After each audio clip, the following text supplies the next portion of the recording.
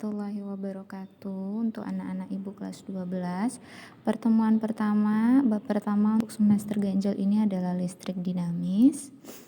Listrik dinamis merupakan materi yang berkaitan dengan adanya aliran listrik dalam suatu rangkaian. Ketika kita mempelajari listrik dinamis, minimal kita tahu kenapa alat-alat elektronik itu bisa berfungsi.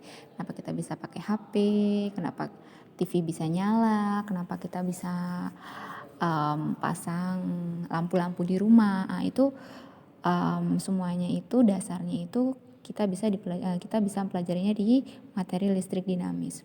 Di listrik dinamis ini kita akan mempelajari 3 bahasan utama. Yang pertama adalah besaran, kemudian rangkaian, dan juga nanti ada hukumnya, ya.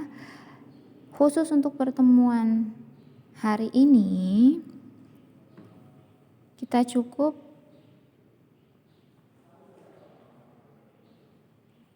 berbicara masalah tentang besaran, ya. Oke.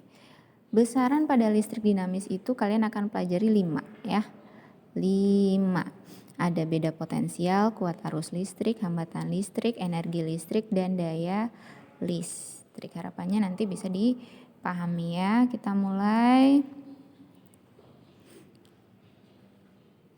Besaran yang pertama, beda potensial atau tegangan listrik. Maknanya adalah beda potensial itu adalah hal yang memicu munculnya aliran listrik.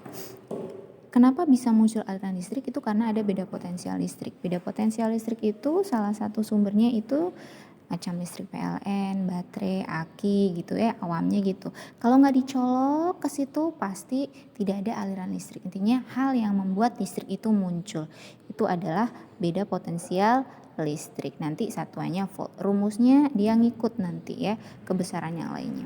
Besaran yang selanjutnya adalah kuat arus listrik. Secara pengertian dasar adalah banyaknya muatan listrik. Muatan listrik itu yang dimaksud adalah elektron, di mana elektron itu mengalir dalam suatu penghantar tiap satuan waktu. Jadi banyaknya elektron yang mengalir di dalam kabel tiap satuan waktu itu namanya kuat arus listrik. Makin banyak muatan yang mengalir, itu berarti arus listriknya makin gede. Maka rumusnya bisa dilihat sendiri situ ya. Kemudian selanjutnya besarannya itu adalah besaran selanjutnya hambatan listrik. Hambatan listrik ini disebabkan, sebenarnya ada 2, ada hambatan listrik yang disebabkan oleh adanya sumber tegangan dan hambatan listrik yang disebabkan oleh adanya kabel. Nah, yang Ibu akan bahas di sini adalah hambatan listrik yang disebabkan oleh adanya kabel. Kabel itu kan macamnya beda-beda.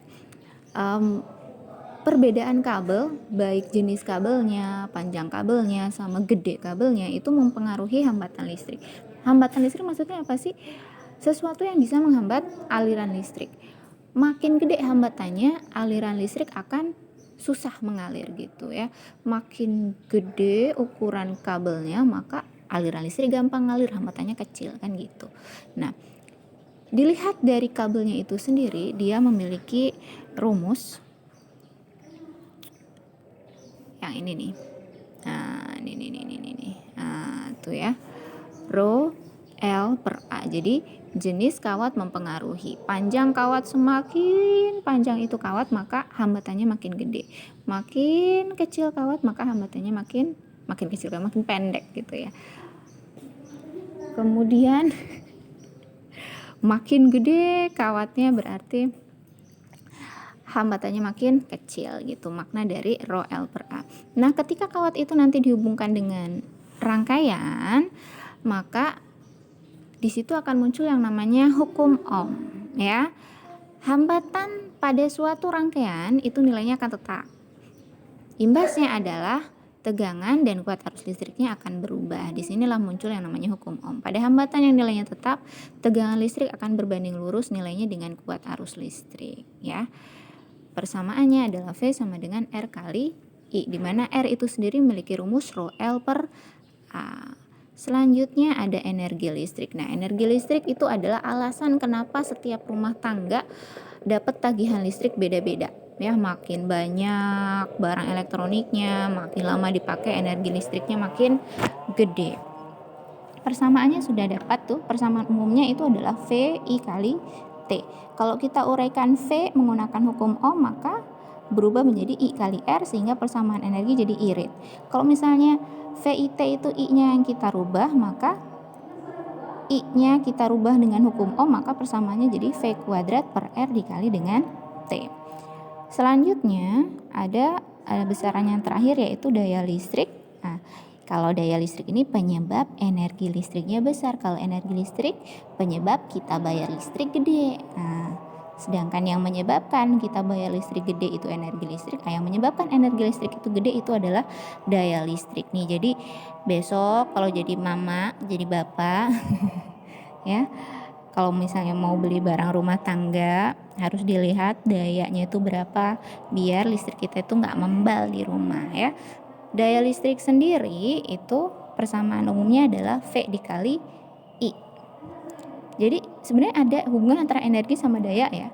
Kalau V kali I itu adalah daya, maka energi itu sebenarnya juga persamaannya bisa daya dikalikan dengan waktu. Daya listrik ingat ya, satuannya adalah watt. Itu saja materi hari ini, simpel kan ya. Nanti bisa dipelajari lebih lanjut lagi. Jangan lupa searching di internet tentang referensi-referensi yang ada ya. Terima kasih untuk hari ini. Assalamualaikum warahmatullahi wabarakatuh.